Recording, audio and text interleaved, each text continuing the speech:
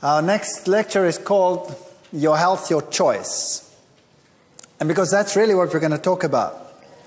We have many choices that we can make, and these affect what we will be like, what the probability of diseases will be, all of these parameters.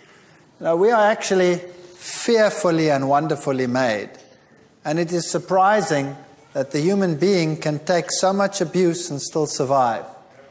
And the fact that everything is still so normal is really very surprising. What are the risk factors affecting our health? Well, there are some things that you can change and some things that you cannot change. For example, if the environment gets to be very polluted, you can't very well jump off the planet. You're sort of restricted to this place. But there are other things, again, which you can avoid, which I like to call monsters in our lifestyles. Smog blights babies in the womb.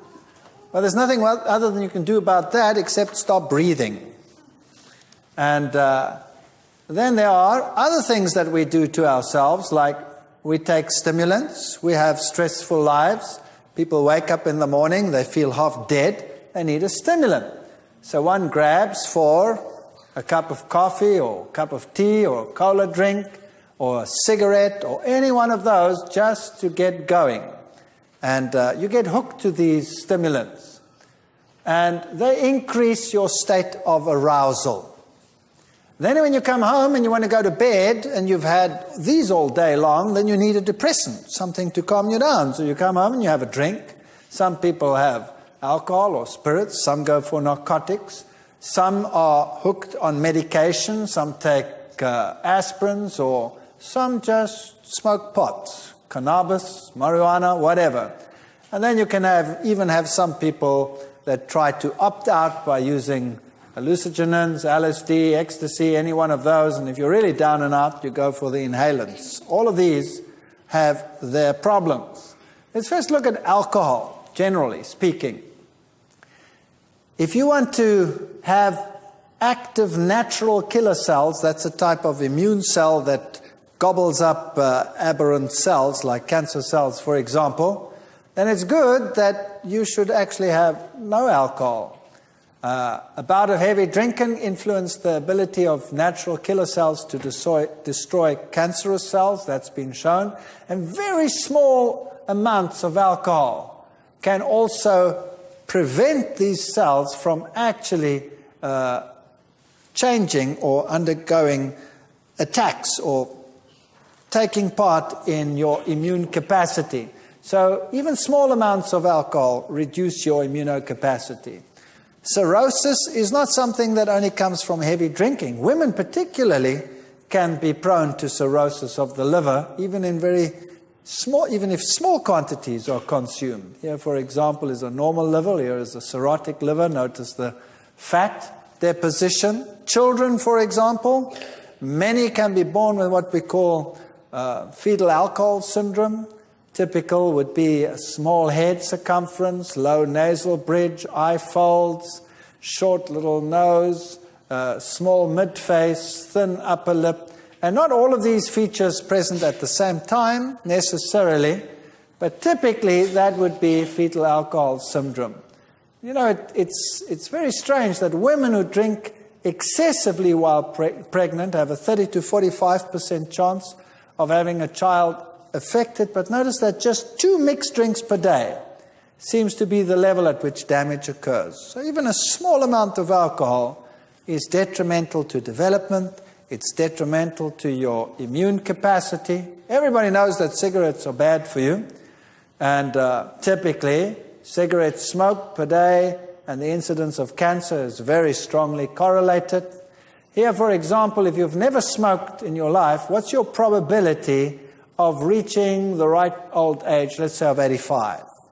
If you've never smoked in your life, you go up to the red graph, and your probability is around about there, 35%.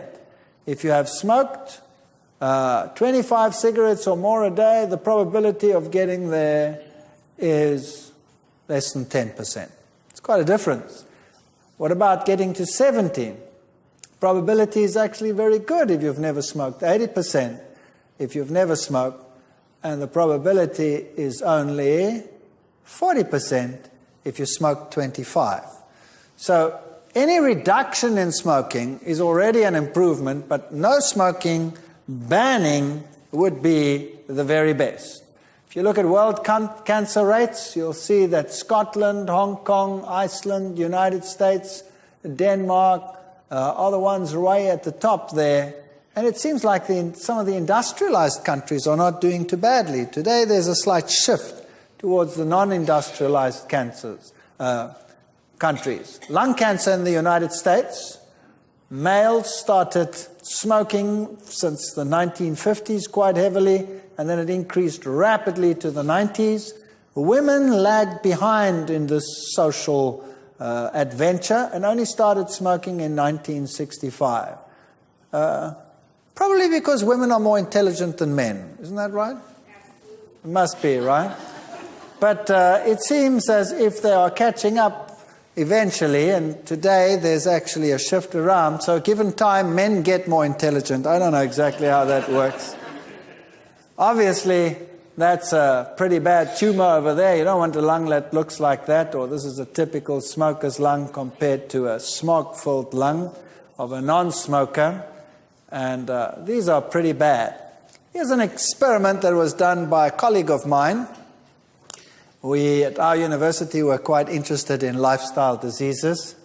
And this man over here, Professor Moritz, he did a lot of research. He's world-renowned for his nicotine research. And he did some fascinating studies on rats. And here you see metabolic rates, for example. Let's just look at this one. Glucose, burning glucose. Normally, a little rat would have that burning capacity, micromoles per gram per hour burning glucose. But if he gave them nicotine, that capacity doubled. If he withdrew the nicotine, then it went way, way low. Now, that's an interesting point. You see, women, for example, are very attracted to this. When they smoke, they naturally burn more energy, and therefore they tend to stay thinner. When they give up smoking, that capacity drops to less than half, and they tend to get fat. That's why women don't like to give up smoking, because they get fat. Whereas normally that would be your level somewhere between the two.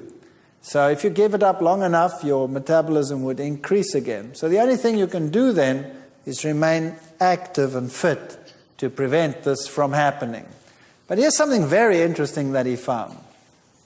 If he took a pregnant rat and he gave the mother nicotine, that's the equivalent of simulating a mother that smokes during pregnancy. And then the pups were born, and he keeps on feeding her with the nicotine, simulating someone smoking, 1 milligram per kilogram body mass, and gives it up to day 21. That means the little ones are still getting the nicotine in the mother's milk. Then this is what happens to the baby's lungs. This one over here is one that receives nicotine, this purple one, and this is one that doesn't. These are the babies. So the babies never actually directly get nicotine, they just get it indirectly from the mother.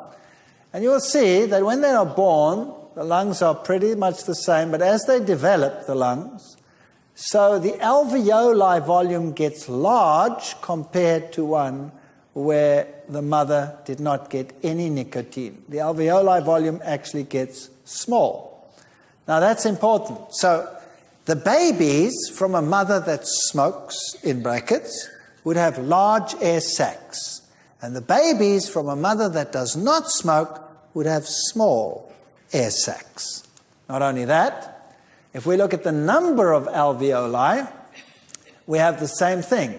Here is a mother, the babies of a mother that never smoked, and you'll see that the number of alveoli increases dramatically with development, where it also increases in the group where the mother did smoke, not as greatly. So there's a great difference in the number of alveoli at day 42 of development. So what does that mean? Simply this, that if a mother smokes, her offspring is likely to have large little air sacs in the lung and few. Whereas if the mother did not smoke, the air sacs would be small and many. Now what is preferable? A small one has a large surface area for the exchange of oxygen relative to volume. So if you have lots of small ones, that's the way you would want it to be. And here is the nicotine alveoli of a little baby that did not smoke. Notice the large alveoli and the little holes in it.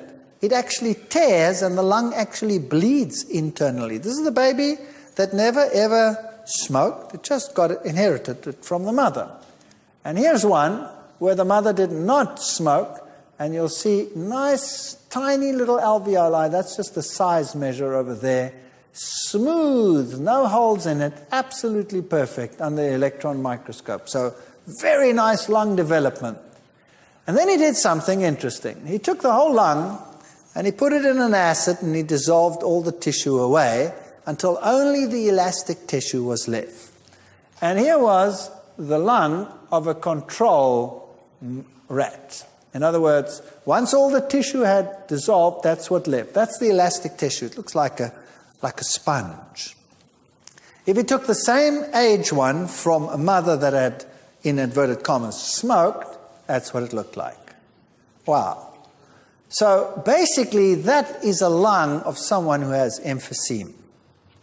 That lung is so useless. The air sacs are large and floppy, and the elasticity of the lung is poor.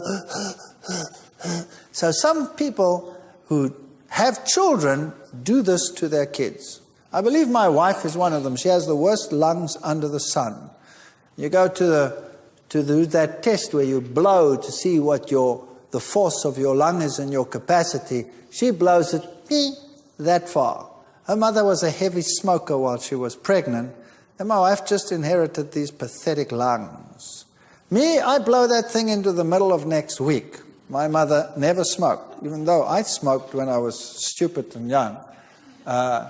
It makes a big difference. Your choice, you see, does not only affect you, it can affect your offspring.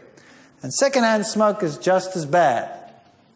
Then there's something else about certain plants. We've looked at secondary plant compounds, phytochemicals that are healthy. Now, there are phytochemicals that are harmful in certain plants. And these harmful secondary compounds can cause various diseases. Now, why do plants have them? They say these plant compounds are for toxic defense. They are digestibility reducing defense, and some of them are positive, like anticarcinogens. Bad ones are called alkaloids. Some are pyrethrins. You can use them as insecticides, for example, rotinoids, cyanogenic glycosides, tannin, for example, phenolic resins, caffeols, caffeine, theophylline substances that you find in tea, for example, theobromine, a substance that you find in cocoa, nicotine, a substance that you find in tobacco plants, for example. Those are negative compounds that you want to avoid. Now, different plants have different compounds. All plants vary in the substances within them. And so the whole animal kingdom is spread over the plant kingdom. So certain animals will eat certain foods and no other foods. So, for example, the tobacco hornworm is a worm that feeds on tobacco plants. And it has an enzyme which neutralizes nicotine. So that worm can eat that plant from morning till night, and the nicotine is neutralized and excreted as though it weren't even there. But it's also attracted to the nicotine. It's its target, and it goes and it eats it. The koala bear is attracted to eucalyptus oils. And the eucalyptus oils are eaten and attracts the animal, and that's its diet. It sticks to that diet. Another animal comes along, tastes eucalyptus oil and goes, doesn't eat it. And so the koala bear has assured that that's its diet. And so the animal kingdom is spread over the entire plant kingdom in the world. Now, it's very interesting that an ungulate, for example, the eland, which is the largest ungulate in the world, that goes along and it will eat acacia leaves. And the same happens as would happen in tea or in coffee. And we'll talk about that as we go along. Here's the coffee bean. That contains caffeols and it contains caffeine. Caffeine and theobromide, the one that you find in cocoa products, are very, very similar. Fatty acid concentration gets increased when you consume these. Blood pressure increases, stomach acid, adrenaline, noradrenaline levels start increasing, gives you a fight and flight mechanism, a stress reaction. Digestion and absorption time is increased. Caffeine is toxic. It interferes with muscle action. It's an enzyme suppressant. It's a carcinogen. 500 grams of tea contains enough caffeine to kill 1,000 mice. That's just one packet of tea. And it's mutagenic. For example, tetragenicity, more than the normal number of fingers, hair lip, and cleft palate. If you feed rats caffeine, then they develop tetragenicity, more than the normal amount of number of digits. Or they develop hair lips, cleft palate, and what they also develop is exencephaly. There's a higher incidence of exencephaly, the brain developing outside the body. And that's not too uncommon in the world today either. These are the substances that you find in tea, coffee, and cocoa. Theophylline you find in tea, theobromine you find in cocoa products, and caffeine you find in tea and in coffee. Now, these substances would normally prevent animals, other than those that are adapted for that particular compound, to stay away from those plants. And that is a way in which the animals are spread over the over the plant kingdom. Now, what happens when an animal consumes something that it's not geared for? Well, then it has all these negative reactions. So what happens when, for example, you take caffeine into your system? The first thing that happens, besides all those negative effects, is that the caffeine causes your adrenal gland to release hormones. Two of them, adrenaline and cortisone. And adrenaline is the fight and flight mechanism, hormone. So you are geared to defend yourselves or to run like blazes. One of those two, right? The cortisone, on the other hand, is there to prevent inflammation in case of damage. And it is also there to make sure you have enough energy to do the fighting and the running. So what happens is the cortisone affects the liver, and the liver releases huge amounts of glycogen into the bloodstream. And that's the same as taking a huge glass of sugar water. So you have all this sugar suddenly coming into the bloodstream, ready for the action, the stress reaction that you're going to take part in now. But why do people drink coffee? To go for a heavy run or to beat someone up? Yes or no? No, just to wake up. And where do they sit while they're doing it? At their desk at a computer. So what happens? All of a sudden you drink your coffee and you get a glucose surge. That means you wake up. And in actual fact, you're getting ready to run or defend yourself or beat someone up. But you don't. You just continue with the computer. So now what's your body going to do? It's going to say, whoa, I have an emergency here. So it has to react to this glucose surge, so it releases insulin, and down come your glucose levels. And then all of a sudden you're hypoglycemic, like we discussed just now. That means you're feeling lethargic, tired, stressed. What's the solution to the problem? I need another cup of coffee. So you get another cup of coffee, and you go through the same process over and over and over again. And instead of doing what you're telling your body is happening to you, you are shunting all of this into a totally different direction. It's the worst thing you could do with your body. Tea. Now here's a typical tea plantation. Look how nice and square it is. And there is my example of this nice animal, the eland. Now the animal that you see on the screen there does not eat tea. It eats acacia leaves. Now, the eland is attracted to acacia leaves, and the acacia leaves have tannin in them. Now, as the animal eats the acacia tree, the tree actually protects itself against overgrazing. So what happens, as the leaves are broken, they release a pheromone, and the pheromone warns the tree and the rest of the trees around something's breaking the leaves. It's a fascinating system. And the trees respond by increasing the levels of tannins in all the leaves. And then at a particular point, the eland will bite and the leaf is astringent.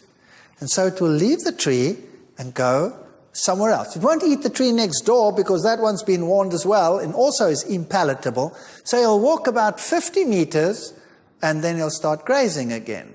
And then the same happens, and that's why the animals graze and walk and graze and walk and graze and walk. It's a marvelous system. Evolutionists say it developed by evolution. I believe it's design. I believe God put it into the tree to prevent the eland from, what prevents this animal from just stripping the whole tree? What prevents it? Nothing. Here's a mechanism that tells it, enough for you, off you go and eat elsewhere. Now there's something else that's interesting. A tree wants to grow. And so the young leaves and the buds are protected as well by putting higher levels of these noxious compounds in the young leaves. We call it the ephemeral tissue, into the young leaves and buds.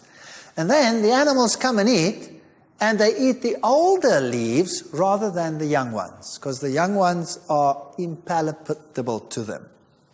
And that way, the tree can actually grow even though it is being grazed upon. That makes sense, doesn't it? Imagine if animals came along and only ate the young growth. The tree would never be able to grow.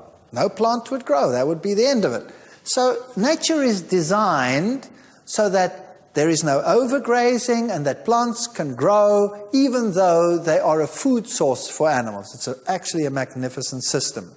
So now, what have we established? When these levels are high, they are deterrents to animal. They cause digestive problems. They cause repression of enzymes and functions such as that.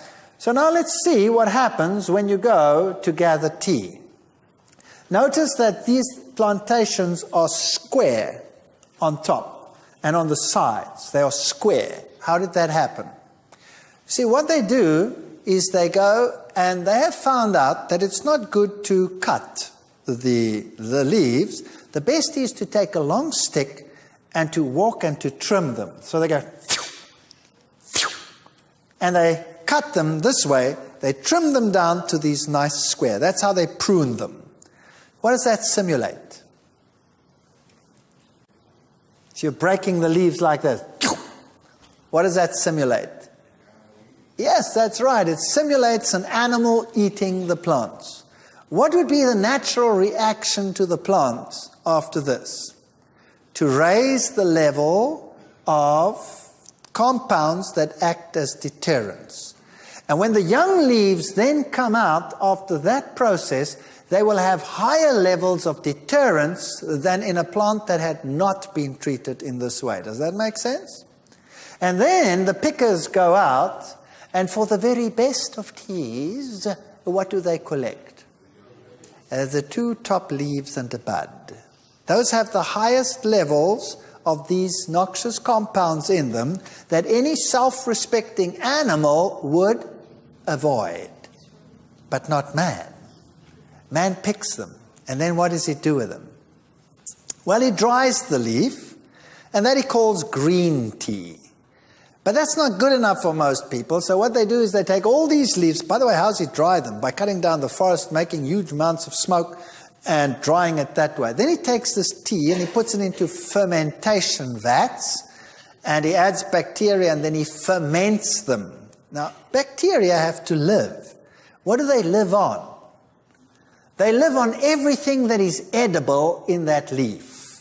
And they ferment it away until it's all gone, and what remains in that leaf? Only that which is non-usable. So now, when you take that and you dry it again, what do you have then? Then you have high concentrations of toxins which no self-respecting animal would even get near to. It would be astringent, and it would be bitter, and it would be a taste and a metabolic deterrent. And what do we do with it? We make a solution, and we pour it into a cup, and then we say, drink it. Now do a baby test and give a cup of black tea to a little baby and watch its face. It'll take a sip and it'll go, how? And spit it out, right? What do? Obviously, the thing is impalatable. It's as bitter as gall. It's full of toxins. We have to make it palatable. So what do we add? Sugar, because it's bitter. Now we add the sugar to take away the bitter. We are the stupidest animal on the planet, no doubt. You add the sugar, and then it's still astringent. So what do you add to prevent that, to make it smoother? You add cream. And then you can actually get this noxious compound down. And it's still so wickedly bad that you have to make a culture out of it. So you put it in a neat little cup and you raise the finger and you teach everyone that you have to drink it like this. And then you must say, ah, afterwards. And when you've learned that, you've become a tea drinker, right? And there is no animal as moronic on the face of the earth. No other animal would do that except man. So tea and coffee is bad, bad news. So I have good news for you.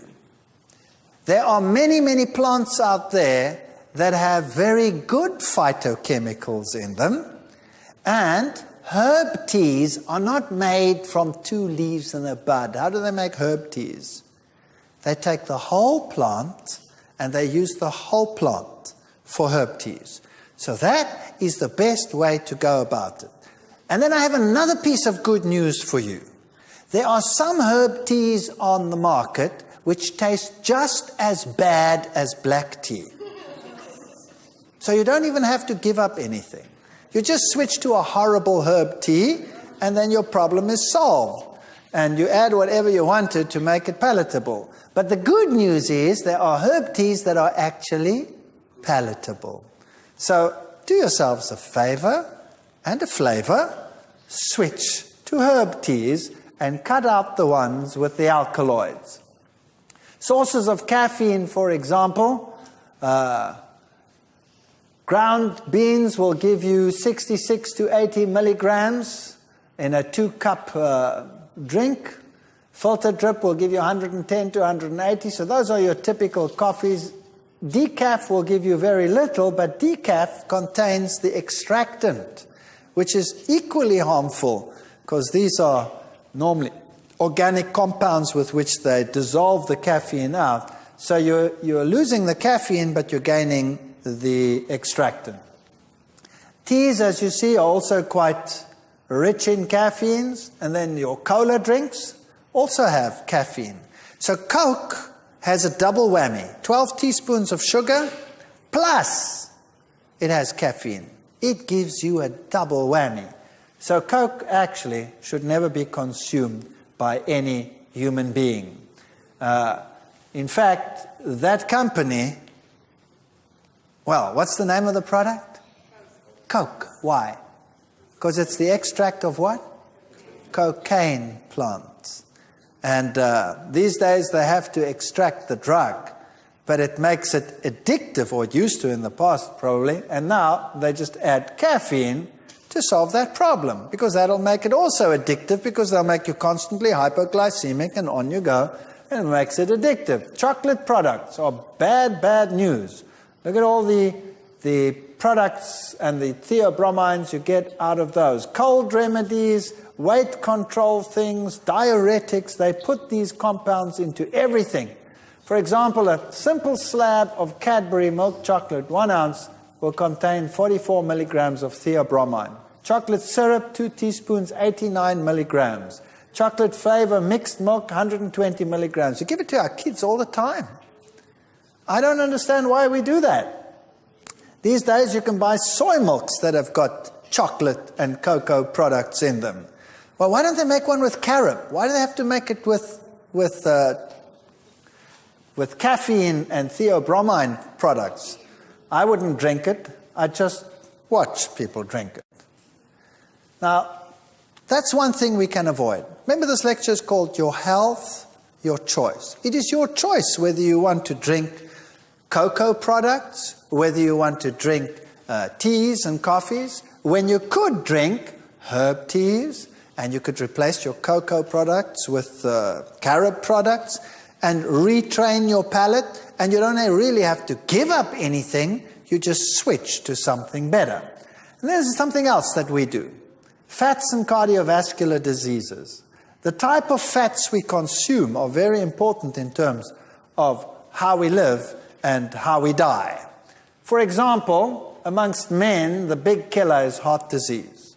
And about 27% of men will die eventually of heart disease. In women, the situation is better, or so they might think. Only 18% of women are less likely to die from a heart disease. But here's the problem. Here's a New Scientist article. Surprise, the truth about women's hearts. If a woman gets a heart attack, she is 72% more likely to die from it than a man. 72% more likely to die from it than a man. Why? Well, the reason is that a woman has these estrogen hormones. And estrogen is what's going to cause the problem. When a woman gets a heart attack, then the heart goes into fibrillation, but not only the heart, the big vessels coming out of the heart, the vessels themselves go into fibrillation. And that's what will give them a far greater risk of dying. A man not having those estrogen levels, the heart goes into fibrillation. If they can shock it back into reality, that's so fine.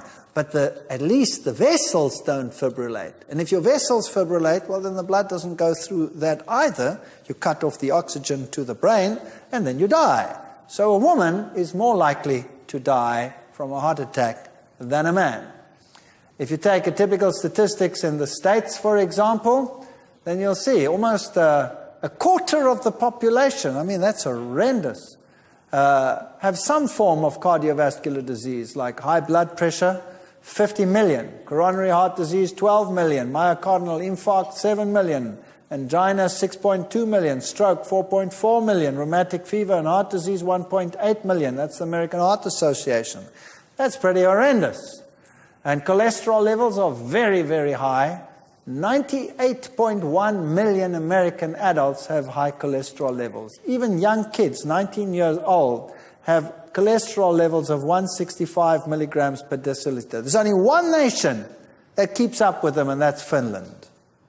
No other nation. And that's the reason why. That's the diet. That's a very high cholesterol-forming diet. Dairy products are very cholesterogenic. Eggs, meat products, those are the ones. Seafoods are relatively high too. And roe, for example, 300. Salmon is pretty high. Shrimp, all of these products, especially down here in your state, very high cholesterol diets that we see over there. Dairy, one of the very high cholesterol foods. We'll deal with that later. Whereas high-fat foods in the plant kingdom, like avocados, coconuts, They are not cholesterogenic. There is a notion that they will cause high cholesterol, but they don't. They don't cause high cholesterol at all, because the protein associated with it is plant protein. It actually lowers cholesterol. And the avocado, the oil in it is a monounsaturated oil, and it lowers your cholesterol level. So no high cholesterol from those products. Here is a typical way in which clotting and plaque formation forms. This is what you want. You want a nice, squeaky clean blood vessel without any of these compounds. People today say that cholesterol is not really the problem. In actual fact, they're right. Cholesterol is not the problem per se. It's the way in which the cholesterol is distributed that's the problem. Here's the Framingham heart study, which clearly shows that the more cholesterol, the higher the risk of cardiovascular disease. So yes, the risk is higher, but how the cholesterol is distributed plays a very, very important role.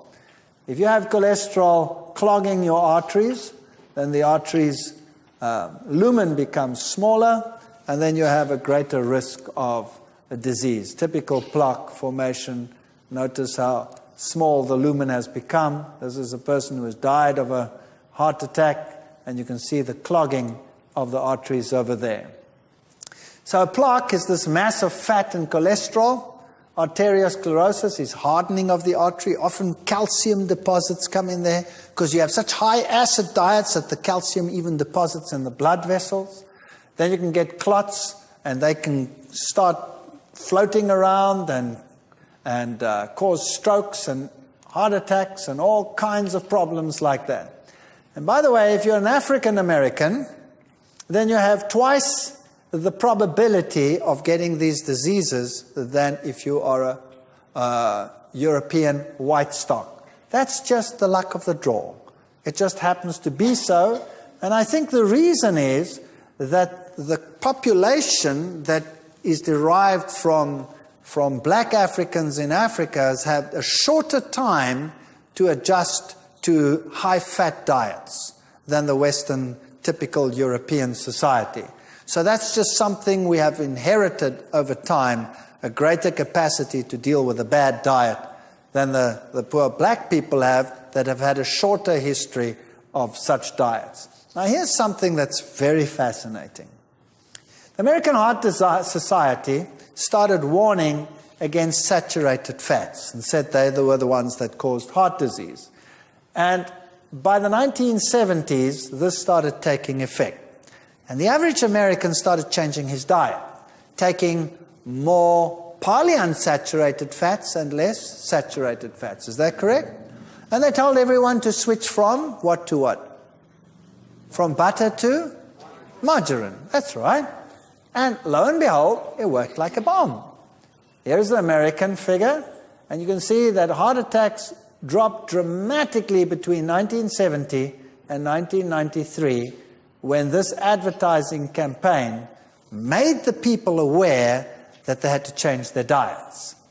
In the UK, you had exactly the same thing. They were a little bit slower in taking off, but their heart attack rates also came down. The Japanese, in general, didn't have that problem to begin with in those years. Didn't have the problem. So, obviously, the problem was the saturated fats. And so, all over the world, advertising campaigns started saying, switch to polyunsaturated fats and prevent heart disease. That was great. But what about fats and cancer? Same time period.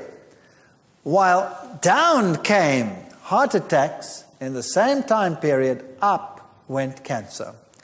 Breast cancer soared, prostate cancer soared. Now, what was the problem? What was the problem? World all-sider cancer rates. Hungary, Czechoslovakia, Luxembourg, Denmark, Scotland, Hungary, England, Wales, all the high-fat consuming nations were the ones that showed the high cancer rates. And so in the 80s, they started doing experiments and found that your diet is affected by what you eat, and particularly your fat intake. So the more fat consumed by a nation, the higher the risk of cancer. The Netherlands, for example, was way up there. Denmark, UK, New Zealand, Canada, Switzerland, US, those are the top of the hit parade countries, high fat consuming nations. And they clearly showed that if you fed a rat a carcinogen, that's something that produces cancer, and you feed it a high fat diet, then it has more cancer than if you feed it a low fat diet. In fact, twice as much cancer. So obviously, fat caused the cancer. And the types of cancer, particularly, were breast cancer, colon cancer, rectal cancer, prostate cancer, and pancreas cancer. Those were the cancers that were induced by fat products. Well, breast cancer and prostate cancer, look at the prostate cancer. Switzerland and Norway are top of the hit parade. I'll be dealing with that when we're dealing with dairy products. Breast cancer, England and Wales, Denmark, Scotland, Ireland, and those countries, New Zealand, all the heavy animal fat nations were the ones that were involved there. Colorectal cancer, the same sort of picture, New Zealand at the top, Hungary, Denmark, those are the top cancer countries in the world. Now we're going to look at messing with fat, changing the structure of a fat. What does it mean? Now here's a normal saturated fat. Notice that there are no unsaturated bonds over there. Here's an unsaturated fat, there's a double bond there, a double bond, and a double bond. So this is a polyunsaturated fat. Wherever there is a double bond, the molecule makes a kink like that, like a V, okay? And so the molecule, because it has these kinks, is an open molecule. It's sort of open. And that means oxygen can get in very readily. So this fat over here tends to oxidize quite readily. And when it oxidizes, it forms free radicals. So when you extract a fat, it starts oxidizing. And the more unsaturated it is, the more it forms free radicals. For example, the polyunsaturated fat is unstable, and it causes free radicals over time. So you need a balance between polyunsaturates and antioxidants. And the natural antioxidants that you find in plants are vitamin A, vitamin C, vitamin E. And that vitamin E is built right into the seed where the oils are. So in a seed, the oil, in a sunflower seed, the oil is present, packed with antioxidants, and that oil remains stable. As soon as you extract that oil, then you expose it to air, and you have to increase the amount of vitamin E dramatically, 200 times, before it will stop oxidizing. And that doesn't happen. So they extract the oil, and then it forms these free radicals. And it forms all these compounds, peroxides, aldehydes, ketones, all these bad fellows. Now, when they extract the oil, to get enough oil out of the seed, they heat it as well.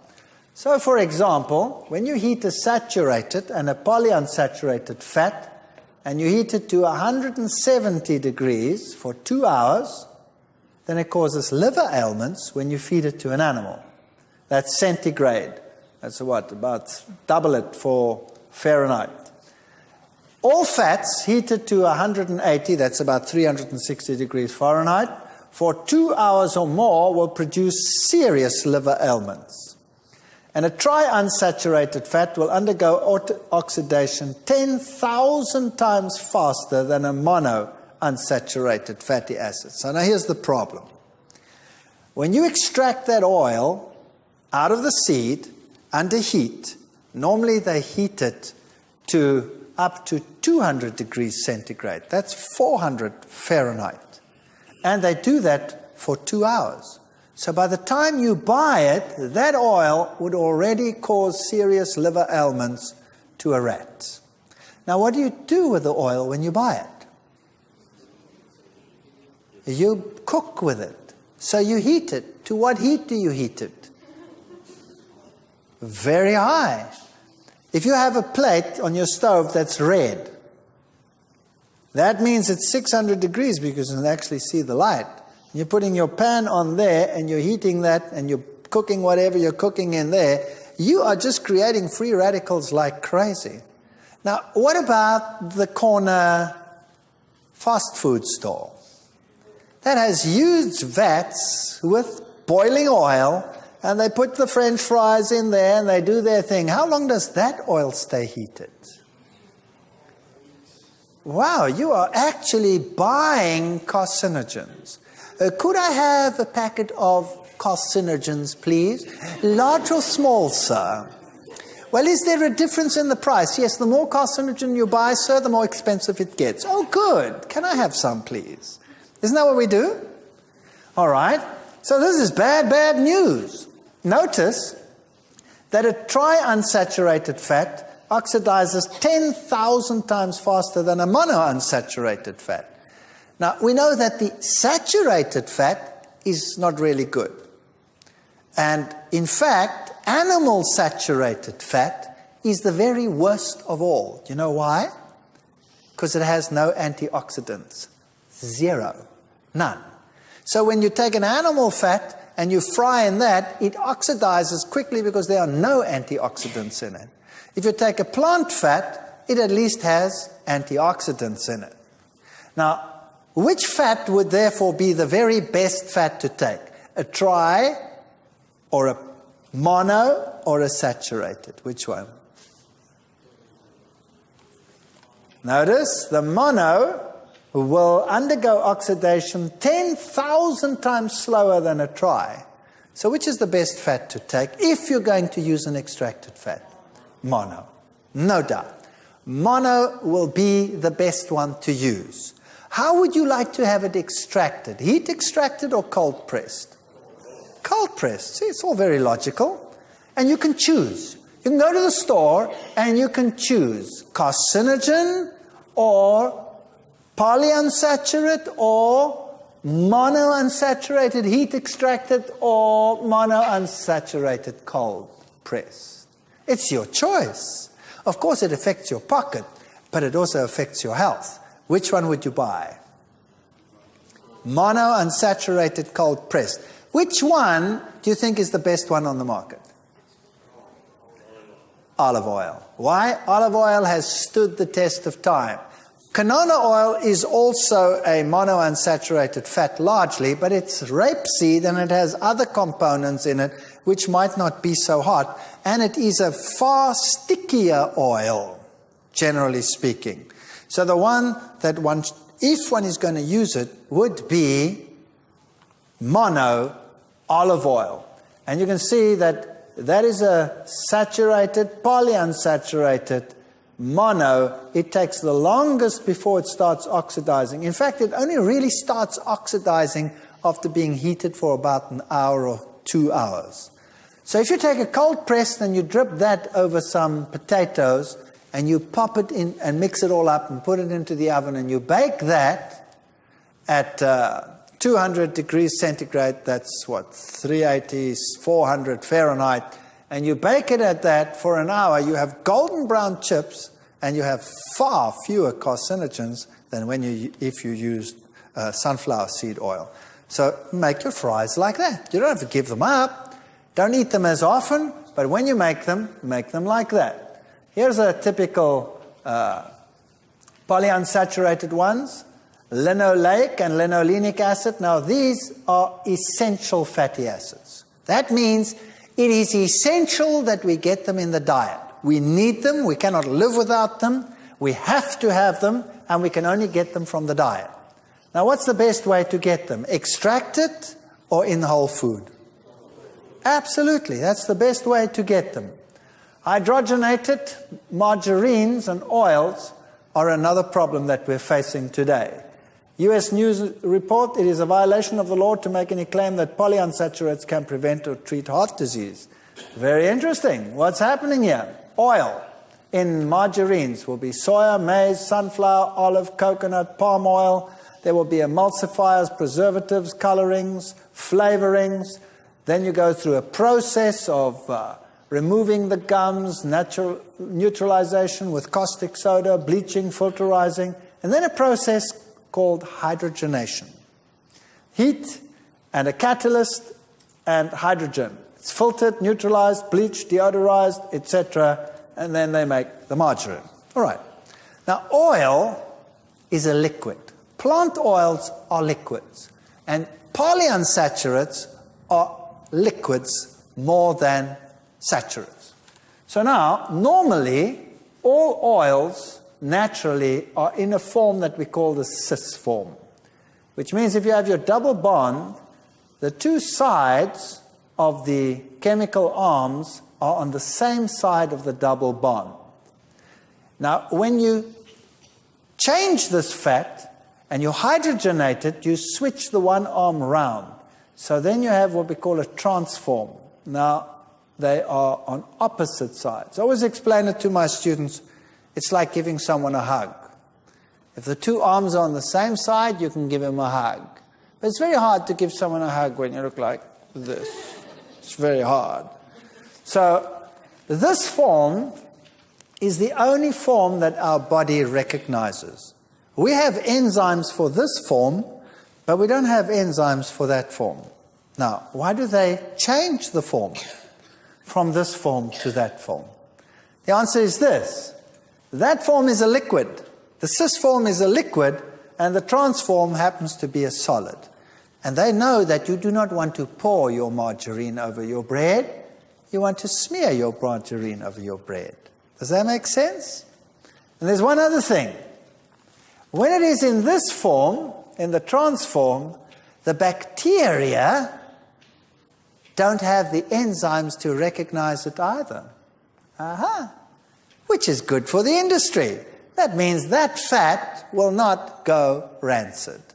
But you know what? The younger generation doesn't know what rancid is.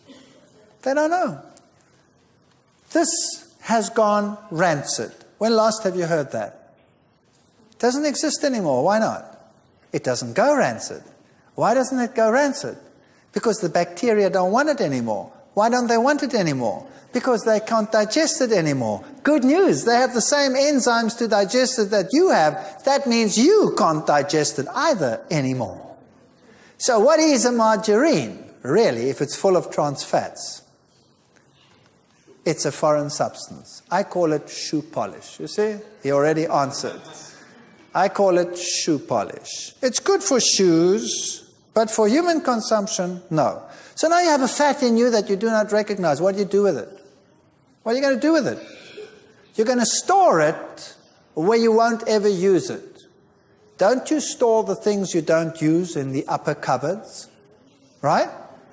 So you will store it under the skin, as far away from the heat source in the body as possible. And then it starts getting into the connective tissue and it makes bumps. And you look at it and you say, ooh, I've got cellulites. And you start training like crazy, but you know that stuff just doesn't go away. Have you noticed that? Cellulite just won't go away. The only way to get rid of it is to stop eating this plastic, which is trans fat, and exercise, and eventually it'll go out through the skin because your skin is oily, the cells burst and the fat gets released that way, and that solves your problem. So trans fats are not a food. They are not fit for human consumption. They were never meant to be a food. They are good for the industry. And I have found out over the years that whatever is good for industry is normally bad for you. Isn't that so? All right. Now, unfortunately, they found out that if they add a certain percentage to normal oil, so that it still stays liquid, the bacteria don't like it as much either. So when you buy oils, sunflower seed oils liquid, read on the label, and it says sometimes partially hydrogenated. Have you read that before on the label? That means partially unfit for human consumption next time you read it, okay? And so don't use it. If you're going to use a margarine, use one that contains no trans fats, only natural oils, and uses something else to make it thick, like cornstarch or something like that they normally use. You can buy margarines like that. But generally speaking, any extracted oil is bad news. Let me explain why. Take a breath. Let's continue. Think about this. If I take a basin of water and I pour oil in it, and then I take hot water, warm water, and then I take a plate and I go dip out. What will my plate be like? Oily. It'll have if you run your finger along it, you'll have a film of oil on it. Isn't that right? Now, if you take free fat and you put it into your stomach, that's hot water, 37 degrees. Now you put food in it and you dip it in, and each piece of food has a layer of oil on it. That means the enzyme, which is water soluble in your stomach, can't get through, and it takes longer to digest, and you get fermentation. When it goes through to the rest of your intestine, you add bile salts, and the fat becomes miscible. It's already there, and the fat goes into the blood here in the top part of your intestines already, and it ends up in your blood, and now your blood has fat in it, and all your blood vessels, consider them plates that you're going dip, dip, dip, dip, dip, dip, dip, dip in the fat.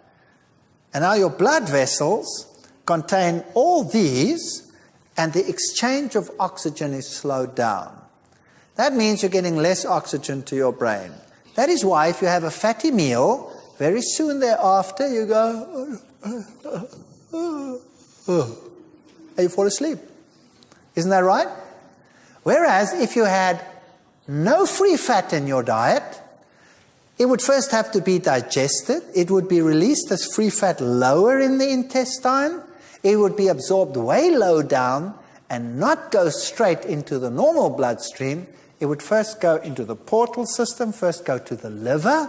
The liver would work with it like a factory, take it out and pass clean blood to your heart, and you would never have that. So if you had a whole food diet, you would stay awake.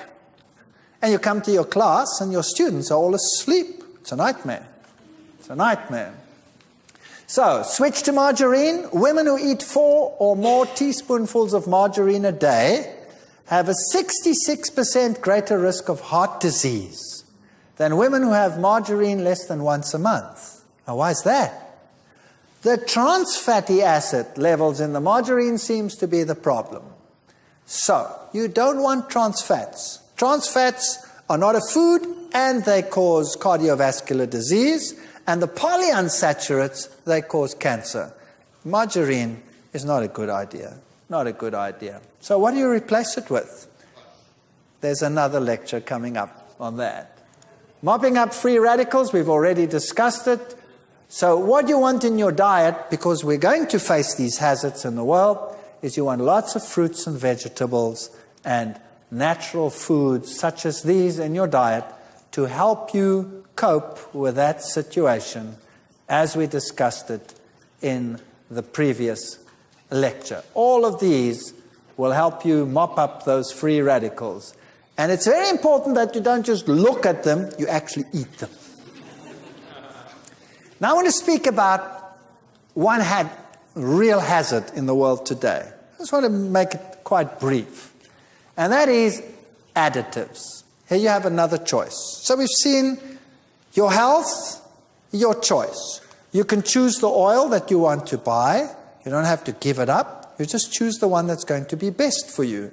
You can eat it in the whole form, or you could eat it in the extracted form. There are many, many things that you can do.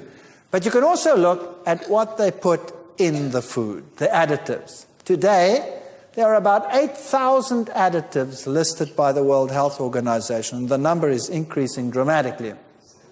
Anything from anti-caking agents, anti-foaming agents, dyes, bleachers, bulking agents, emulsifiers, stabilizers, firming agents, flavorants, gelling agents, preservatives. The list is just endless. And there are many food intolerances that people have.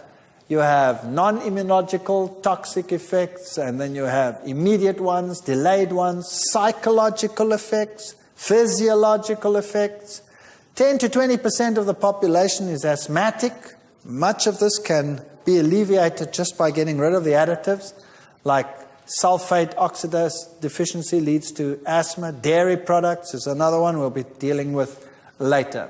Now, the food additives are used as all of these components for colorants, etc. Some of them are used during processing, like foaming agents, anti-foaming agents, pH control agents, and all of those. And some are used in the final product, like your antioxidants, your colors, your pH control agents, your texturizers to keep things crispy, etc. And these are some of the behavioral reactions. Migraine, hyperkinesis, that's hyperactivity, or super sluggishness, photophobia, depression, irrational behavior, all of these, paranoid ideas, even transient blindness, and then all of these nerve disorders, insomnia, fatigue, nervous tics, all of those can be attributed to food additives. Sweeteners are one of the worst ones to watch. They're used in place of sugar, as you know. Saccharin is a very common one. It's implicated in abnormal cardiac rhythm, causes itching, nausea, swelling, blistering. It's a mutagen. It's listed as a carcinogen and banned in some countries. Some countries don't ban it. I don't think the United States actually bans it. It's one of the countries where you can get it. So saccharin is not one that we should take. But one that is probably most rampant in the world today is aspartame. It is used everywhere. It's used in power drinks. It's used in sport drinks. It's used in sweets. It's used so widely that it's scary. You'd have to watch where it is used. Aspartame is the technical name of a brand name such as NutraSweet, Equal, Spoonful, Equal Measure, all of those. And it accounts for about 75% of adverse reactions in the United States, for example. There's some 90 symptoms associated with it: headaches, migraine, dizziness, seizures, nausea, numbness, muscle spasm, weight gain, rashes, depression, fatigue, irritability, tachycardia, fast heart rhythm, insomnia, lack of sleep, vision problems, hearing loss, heart palpitation, breathing difficulties, anxiety attacks, slurred speech, loss of taste, tinnitus, vertigo, memory loss, joint pain. I mean, the list is just endless. That's definitely one to avoid. Now, what does it do? This is what can be triggered by aspartame. So brain tumors can be triggered by it. Multiple sclerosis, if you have it latently, it can be triggered. Epilepsy, chronic fatigue syndrome, Parkinson's, Alzheimer's. Doesn't cause it, it just exacerbates it. Mental retardation, lymphoma, birth defects. Oh, terrible stuff. Now, what is it made of? 3 chemicals: aspartic acid, phenylalanine, and methanol. 2 of them are amino acids. So there's 2 amino acids. So people will tell you aspartame is a natural product. It's made of amino acids. In fact, free amino acids are sweet. And so most amino acids will act as sweeteners. And phenylalanine is probably one of the sweetest. So if you take that freely, it's sweet to the taste. Aspartic acid is the other one that is sweet to the taste. And then also contains methanol. Now, aspartic acid, as you see, is an amino acid taken in its free form. It significantly raises blood levels of aspartate and glutamate. Now, the same you will find in monosodium glutamate, MSG, that you find in Chinese food a lot. And aspartate and glutamate are what we call excitotoxins. Now, people will say, now, hang on a second, it's just an amino acid. But think about this. No animal in the world, no creature in the world ever eats free amino acids. You just don't do it. How do you get your amino acids? You eat a protein. And the protein is not sweet when you chew it. The protein goes into your stomach and there it is cleaved into blocks by the enzyme pepsin.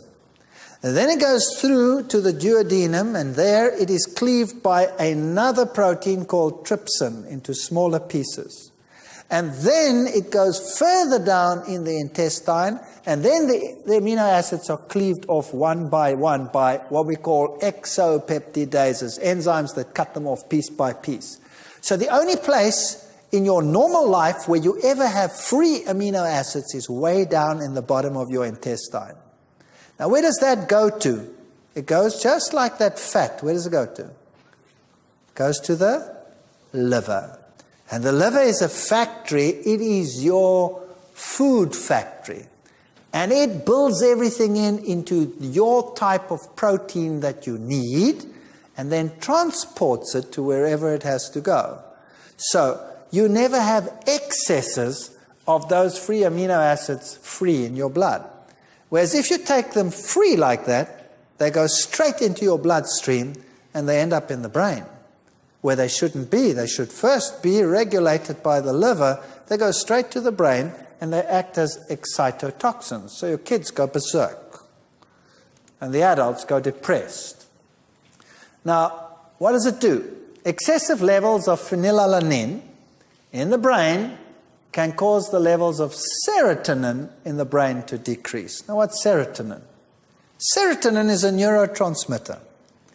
Now, schizophrenics have low levels of serotonin, and they go berserk.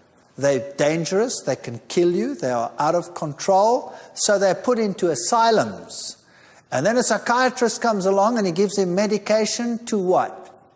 Raise his serotonin levels, and then he's quite normal. You can talk to him, there's no problem. There's no problem with that person.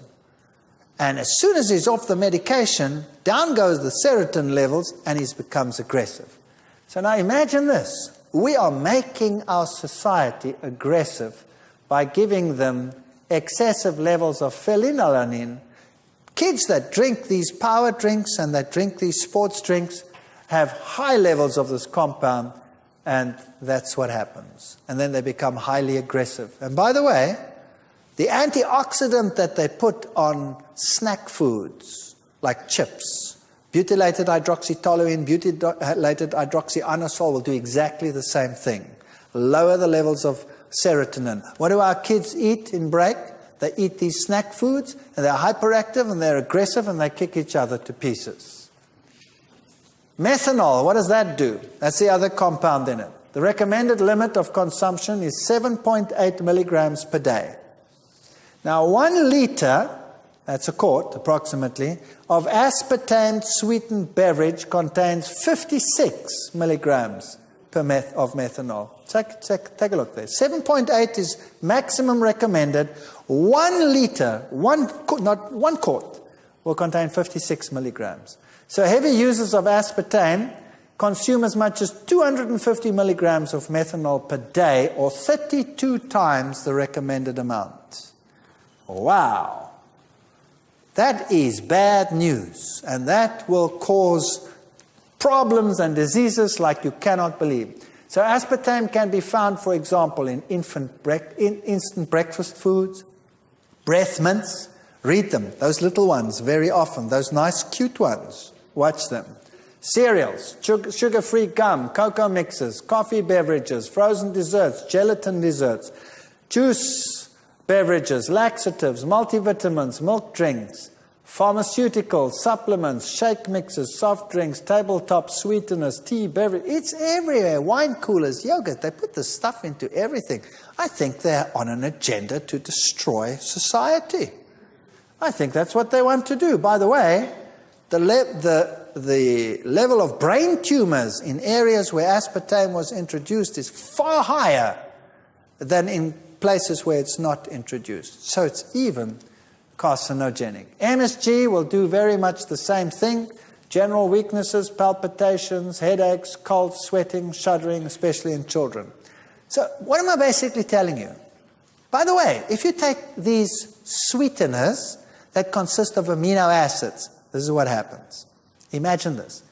You put this into your mouth and you pick up sweet. Your tongue tells you sweet. Now there's a nervous connection between your tongue and your brain, or else you wouldn't know that it's sweet, right? But there's also a nerve that attaches to your brain, and the brain says, sweet, something's on the way. What is it? Sugar. And it sends an impulse down to the pancreas and tells the pancreas, sugar on the way. And the pancreas says, brain says, sugar on the way, starts producing insulin. And then, after a while, no sugar comes. All you have is amino acid coming down.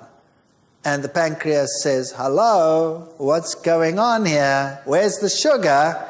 The brain says, I know it's coming, I tasted it. Are you calling me a liar? Of course not. And so this communication goes on, and the pancreas responds every time to the brain and produces insulin. And then nothing happens. And guess what happens? It's just like a kid that you tell something too often. What do?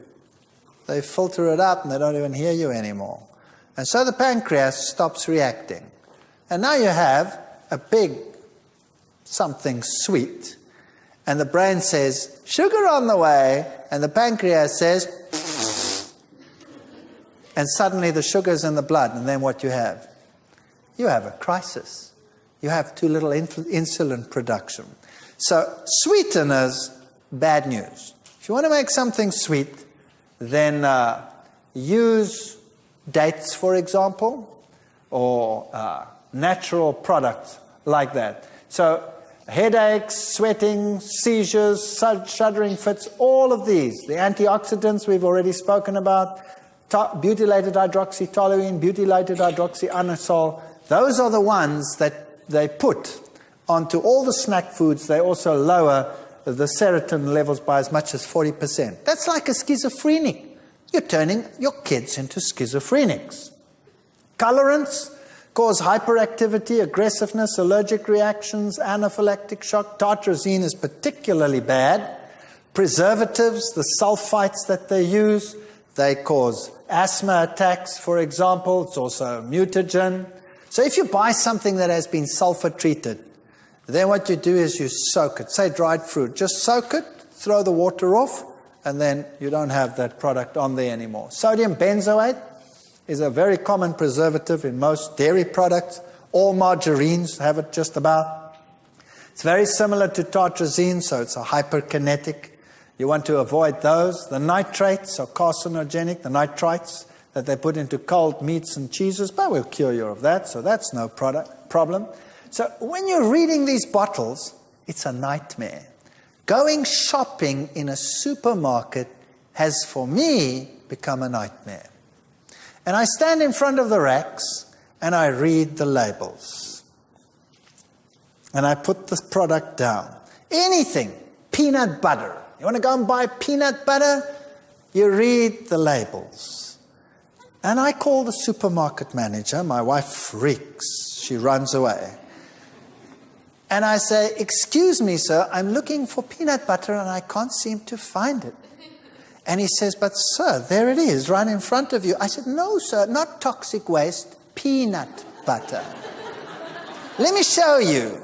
And then I give him the list of the ingredients and I tell him what each of them does. And I say, don't you have peanut butter? This and this and this and this brand don't have those things on it. Why is it that you only have these brands on your shelf? Couldn't you cater for people that want food and not toxic waste, please? And if enough people do that, eventually you have food on the shelves. So pressure. And read. Learn to read the labels. And start switching to these types of foods. And I know there are problems there too, with sprays and all of that, but we'll be dealing with that as we go along. But this is health food that prevents most of those problems. So basically, your health, your choice. Start reading your labels. Don't pick the brands that have the products. Choose the ones that don't. For example, simple thing. If you want to buy ketchup, the one contains vinegar as an agent to make it sour. The other one contains citric acid. And we have both brands in my country. the one with citric acid and the one with vinegar. Now, vinegar is an end product of fermentation. In fact, bacteria will go no further in the fermentation than vinegar. There it stops. That means we don't handle vinegar very well. We don't have an enzyme that breaks vinegar down in the digestive tract already. So it goes into the bloodstream and is an acidifier. Citric acid is what you find in nature. You don't find vinegar naturally, except if something has fermented. So the natural sour in citrus, for example, is citric acid. Lemon juice is highly sour, but it is a compound that you break down readily. So if you can choose the one that has citric acid and not the one that has vinegar in it, acetic acid. And if they don't have one, phone the company and say, excuse me, why do you put this and that in your product when this and this and this is better? And if you do that long enough, eventually there'll be a brand that has citric acid. And look for it. Choose the better ones and make sure that they're on the shelves, and start putting pressure on the people out there to say that the consumer is more important than the supplier. And your health, your choice. Thank you.